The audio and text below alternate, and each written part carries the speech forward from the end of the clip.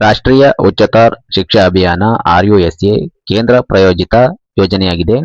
CSS ಇದನ್ನು ಪ್ರಾರಂಭಿಸಲಾಗಿದೆ.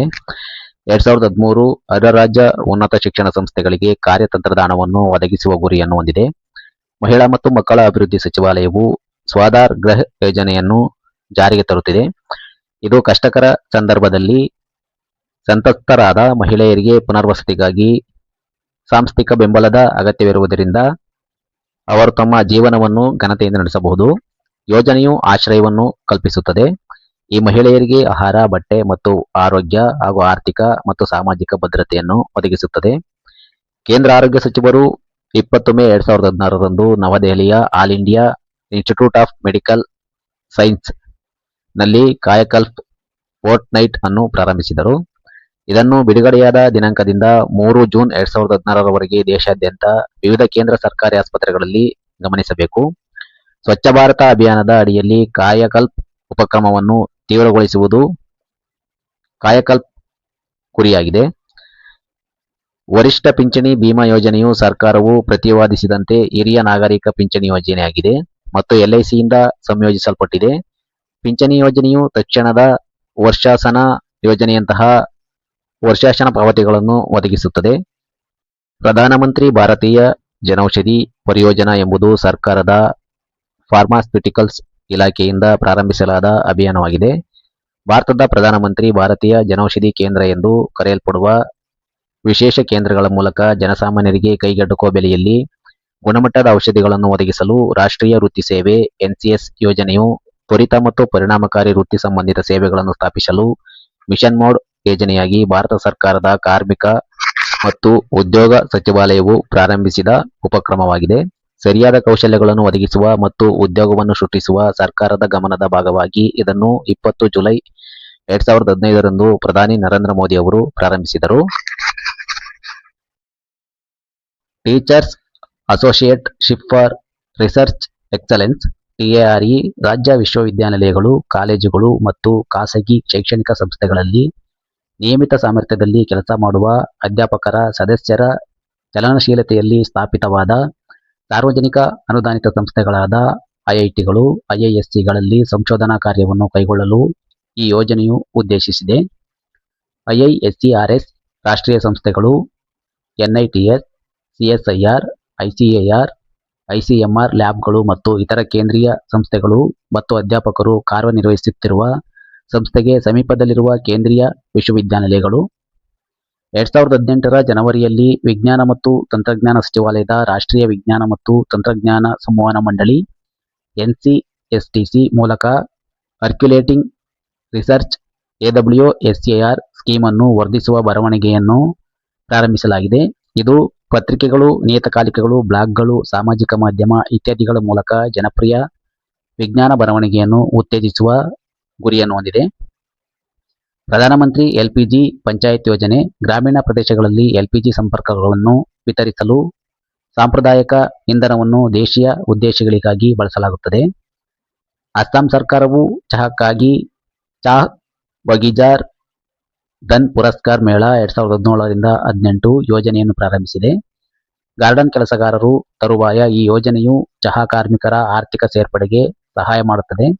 ಜಮ್ಮು ಮತ್ತು ಕಾಶ್ಮೀರ ಕಟ್ಟಡ ಮತ್ತು ಇತರ ನಿರ್ಮಾಣ ಕಾರ್ಮಿಕರ ಕಲ್ಯಾಣ ಮಂಡಳಿಯಲ್ಲಿ JKBOCWWB ನೋಂದಾಯಿಸಲ್ಪಟ್ಟ ಸುಮಾರು 3 ಲಕ್ಷ ಕಾರ್ಮಿಕರು ಮಹಾಫಿಜ್ ಗಾರ್ಡಿಯನ್ ಹೆಸರಿನ ಯೋಜನೆಯು ಅವರ ಮಕ್ಕಳಿಗೆ ಶೈಕ್ಷಣಿಕ ವಿದ್ಯಾರ್ಥಿ ವೇತನವನ್ನು ಒದಗಿಸುವುದರ ಜೊತೆಗೆ ಅಪಘಾತ, ಜೀವ ಮತ್ತು ಅಂಗವೈಕಲ್ಯ ವಿಮೆಯ ಅಡಿಯಲ್ಲಿ ಒಳಗೊಳ್ಳುತ್ತದೆ. ಈ ಯೋಜನೆಯು ಅಂತಹ ಕಾರ್ಮಿಕರಿಗೆ ಮೈಕ್ರೋ ಕ್ರೆಡಿಟ್ ಸೌಲಭ್ಯವನ್ನು ವಿಸ್ತರಿಸಲು ಮತ್ತು ಆನ್ಲೈನ್ ಮತ್ತು ಇತರ ವಿಧಾನಗಳ ಮೂಲಕ ಅವರ ನೋಂದಣಿಯನ್ನು ಸುಗಮಗೊಳಿಸುತ್ತದೆ. ರಾಜ್ಯದ ಸಾಹಿತ್ಯ ಮತ್ತು ಸಾಂಸ್ಕೃತಿಕ ಕಲಾವಿದರಿಗೆ ಆರ್ಥಿಕ ನೆರವು ನೀಡಲು ಒಡಿಶಾ ಸರ್ಕಾರವು ಮುಖ್ಯಮಂತ್ರಿ ಕಲಾಕಾರ್ ಸಹಾಯತಾ ಯೋಜನೆಯನ್ನು ಪ್ರಾರಂಭಿಸಿದೆ. UP ಸರ್ಕಾರವು ಸೂಕ್ಷ್ಮ, ಸಣ್ಣ ಮತ್ತು ಮಧ್ಯಮ ಉದ್ಯಮಗಳ ನೀತಿಯನ್ನು ಅನುಮೋದಿಸುವ ಮೂಲಕ ಒಂದು ಜಿಲ್ಲೆ ಒಂದು ಉತ್ಪನ್ನ ಪರಿಕಲ್ಪನೆಗೆ ಅನುಮೋದನೆ ನೀಡಿತು. ಈ ಪರಿಕಲ್ಪನೆಯನ್ನು 2017ರ MSME ನೀತಿಯ ಭಾಗವಾಗಿ ಸೇರಿಸಲಾಗಿದೆ. ಈ ಪರಿಕಲ್ಪನೆಯನ್ನು ಅಭಿವೃದ್ಧಿಪಡಿಸಲಾಗುವುದು ಮತ್ತು ರಾಷ್ಟ್ರೀಯ ಮತ್ತು ಅಂತಾರಾಷ್ಟ್ರೀಯ ಮಟ್ಟದಲ್ಲಿ ಉತ್ಪನ್ನಗಳಿಗೆ ಮನ್ನಣೆಯನ್ನು ಖಚಿತಪಡಿಸಿಕೊಳ್ಳಲು ಎಲ್ಲಾ ಪ್ರಯತ್ನಗಳನ್ನು ಮಾಡಲಾಗುವುದೆಂದು ಪ್ರಸ್ತಾವನೆಯಲ್ಲಿ ತಿಳಿಸಲಾಗಿದೆ. ನಗರ ಪುನರುಜ್ಜೀವನ ಯೋಜನೆಗಳನ್ನು ಅನುಷ್ಠಾನಗೊಳಿಸುವ ಮೂಲಕ ನಗರ ಪರಿವರ್ತನೆಗಾಗಿ ಸಾಕಷ್ಟು ದೃಢವಾದ ಒಳಚರಂಡಿ ಜಾಲಗಳು ಮತ್ತು ನೀರಿನ ಪೂರೈಕೆಯನ್ನು ಖಾತ್ರಿಪಡಿಸುವ ಮೂಲಸೌಕರ್ಯಗಳನ್ನು ಸ್ಥಾಪಿಸಲು ಗಮನ ಹರಿಸುವುದರೊಂದಿಗೆ ಅಟಲ್ ಮಿಷನ್ ಫಾರ್ ರಿಜುವೇಶನ್ ಮತ್ತು ಅರ್ಬನ್ ಟ್ರಾನ್ಸ್ಫಾರ್ಮೇಷನ್ ಅಮೃತ್ ಯೋಜನೆಯನ್ನು ಪ್ರಧಾನಿ ನರೇಂದ್ರ ಮೋದಿ ಅವರು ಜೂನ್ 2015ರಲ್ಲಿ ಪ್ರಾರಂಭಿಸಿದರು. ಅಮೃತ್ ಅಡಿಯಲ್ಲಿ ರಾಜ್ಯ ವಾರ್ಷಿಕ ಕ್ರಿಯಾ ಯೋಜನೆಯನ್ನು ಸಲ್ಲಿಸಿದ ದೇಶದ ಮೊದಲ ರಾಜ್ಯ ರಾಜಸ್ಥಾನವಾಗಿದೆ. Shyam Prasad Mukherjee rurban mission SPMRM 2016ರಲ್ಲಿ ಭಾರತ ಸರ್ಕಾರವು ಗ್ರಾಮೀಣ ಪ್ರದೇಶಗಳಲ್ಲಿ ಸಮಗ್ರ ಯೋಜನಾ ಆಧಾರಿತ ಮೂಲಸೌಕರ್ಯವನ್ನು ತಲುಪಿಸಲು ಪ್ರಾರಂಭಿಸಿರುವ ಯೋಜನೆಯಾಗಿದೆ. ಇದು ಆರ್ಥಿಕ ಚಟುವಟಿಕೆಗಳ ಅಭಿವೃದ್ಧಿ ಮತ್ತು ಕೌಶಲ್ಯ ಅಭಿವೃದ್ಧಿಯನ್ನು ಒಳಗೊಂಡಿರುತ್ತದೆ. ಪ್ರಧಾನಮಂತ್ರಿ ಆವಾಸ್ ಯೋಜನೆ PMAY ಅನ್ನು ಪ್ರಧಾನಮಂತ್ರಿ ನರೇಂದ್ರ ಮೋದಿ ಅವರು 1 ಜೂನ್ 2015ರಂದು ಪರಿಚಯಿಸಿದ್ದಾರೆ. PMAY ಯೋಜನೆಯು ಭಾರತ ಸರ್ಕಾರದಿಂದ ಒದಗಿಸಲಾದ ಒಂದು ಉಪಕ್ರಮವಾಗಿದ್ದು, ಇದು 2022ರ ವೇಳೆಗೆ ನಗರ ಬಡವರಿಗೆ ಕೈಗೆಟುಕುವ ದರದಲ್ಲಿ ವಸತಿ ಒದಗಿಸುವ ಗುರಿಯನ್ನು ಹೊಂದಿದೆ. ರಾಷ್ಟ್ರೀಯ ಪರಂಪರೆ 21ರಂದು ನಗರ ಅಭಿವೃದ್ಧಿ ಮತ್ತು ವರ್ಧನೆ ಯೋಜನೆ ಹೃದಯ್ ಪ್ರಾರಂಭಿಸಲಾಯಿತು.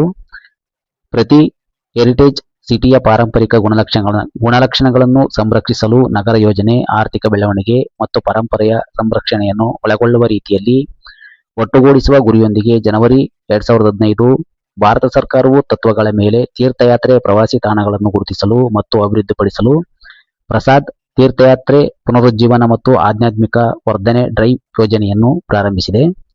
ಹೆಚ್ಚಿನ ಪ್ರವಾಸಿ ಭೇಟಿಗಳು, ಸ್ಪರ್ಧಾತ್ಮಕತೆ ಮತ್ತು ಧಾರ್ಮಿಕ ಪ್ರವಾಸೋದ್ಯಮ ಅನುಭವವನ್ನು ಉತ್ಕೃಷ್ಟಗೊಳಿಸಲು ಸಮರ್ಥನೀಯತೆ.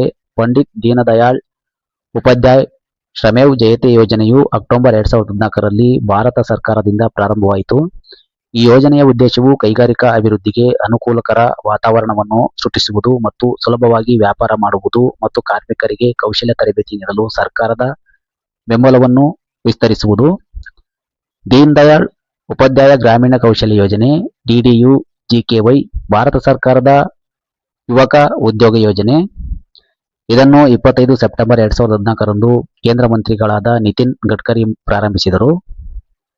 ವೆಂಕಯ್ಯ ನಾಯ್ಡು ಅವರು ಪಂಡಿತ್ ದೀನದಯಾಳ್ ಉಪಾಧ್ಯಾಯ ಅವರ 98ನೇ ಜನ್ಮದಿನದ ಸಂದರ್ಭದಲ್ಲಿ ಕೇಂದ್ರ ಸರ್ಕಾರವು 30 ಆಗಸ್ಟ್ 2015ರಂದು ಗ್ರಾಹಕರಿಗೆ ಹೊಸ LPG ಸಂಪರ್ಕಗಳನ್ನು ಆನ್ಲೈನ್ನಲ್ಲಿ ಬಿಡುಗಡೆ ಮಾಡಲು SAHAJ ಹೆಸರಿನ ಯೋಜನೆಯನ್ನು ಪ್ರಾರಂಭಿಸಿತು.